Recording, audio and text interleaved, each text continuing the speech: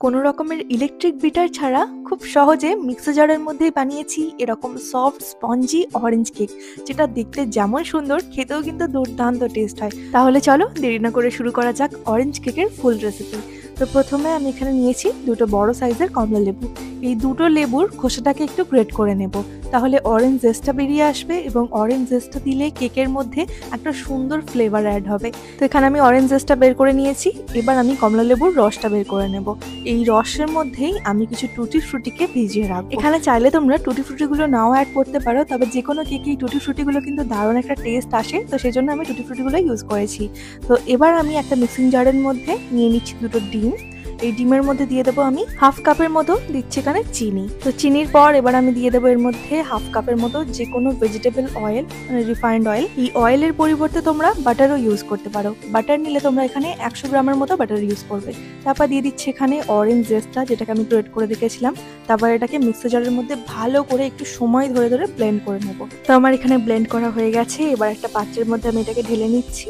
এর মধ্যে দিয়ে দেবো আগে থেকে ভেজানো টুটি ফ্রুটিটা আর অরেঞ্জ জুস দিয়ে দেবো। এর মধ্যে সামান্য একটু ফুড কালার, এটা একদমই অপশনাল, চাইলে তোমরা দিতে পারো আবার নাও দিতে পারো, এটা দেখতে সুন্দর লাগবে। এবার ভালো করে এই ফুড কালারটা দেওয়ার পর একটু মিশিয়ে নিচ্ছি। তারপর একটা চালনির মধ্যে আমি দিয়ে দেবো 1 কাপের মতো ময়দা। এখানে বড় কাপের 1 কাপ ময়দা ইউজ করলাম।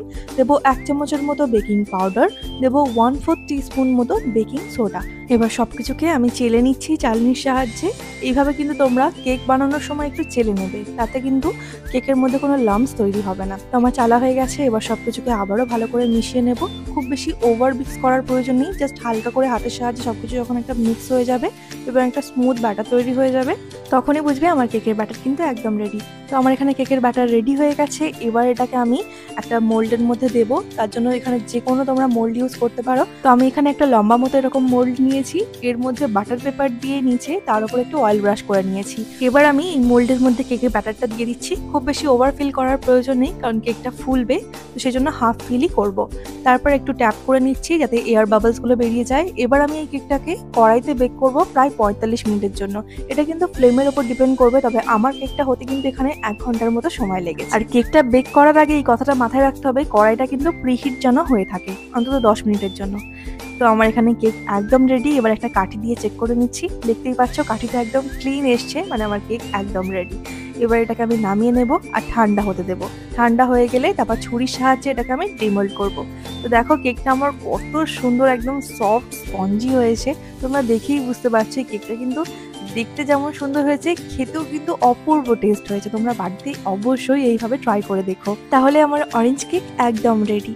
আর এইভাবে তোমরা বাড়িতে বানিয়ে বাচ্চাদেরকে স্কুলের টিফিনও দিতে পারো। বাইরে থেকে না কেক কিনে দিয়ে কত সহজেই তৈরি হয়ে যায় বাড়িতে। তাহলে রেসিপিটা কেমন লাগলেও অবশ্যই কমেন্টে জানিও। দেখা হচ্ছে আবার কাল নতুন রেসিপি নিয়ে। ততক্ষণ সবাই খুব ভালো থেকো। আর যদি ভিডিওটা আমার ফেসবুক পেজে দেখে থাকো তাহলে পেজটাকে অবশ্যই ফলো করে দিও। আজ এইটুকুই, টাটা।